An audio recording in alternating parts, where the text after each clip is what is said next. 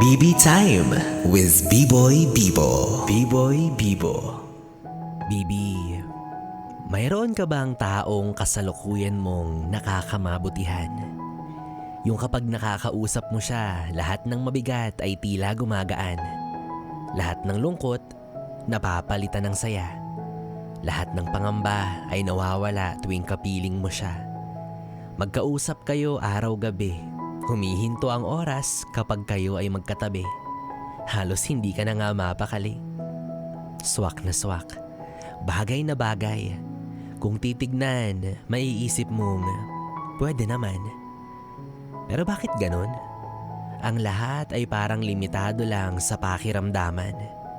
Yung tipong walang namamagitan pero alam nyo na ang isa't isa ay inyong natitipuhan. Walang may lakas ng loob na umamin ng tunay na nararamdaman.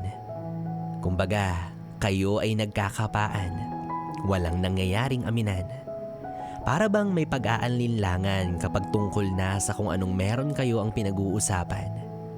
Pero, walang nagmamadali. Wala ring nagbabakasakali. Nagkakainlangan. Nagkakahiyaan.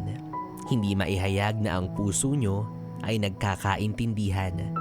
Pero hindi ang inyong mga isipan. Pero sa pakiwari nyo, okay lang. Ang mahalaga, walang humahadlang. Masaya pa naman kayo sa sitwasyon na meron kayo kahit na hindi nyo pa magawang matukoy ang tunay ninyong estado. Hindi naman sa pagpapakipot, pero gusto nyo lang makasigurado na dadaan kayo sa tamang proseso. Basta, isa lang ang sigurado. Palihim kayong umaasa na kayo rin ang magkakatuluyan bandang dulo.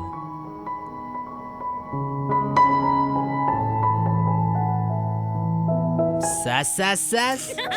Daming alam, magkakatuluyan sa dulo. Paano kung hindi kayo umabot sa dulo? Paano kung bandang gitna may biglang magsawa, di kawawa? Si kontra talaga si Biboy Bibo Sunggaban mo na kasi, tagal mo naman. Yes, friend, B-Boy Bibo pa rin ang iyong kapiling para sa ating tuloy-tuloy na BB Time hanggang mamayang alas 12 dito sa 101.1 Yes FM. Solid! Oras natin, 10:35.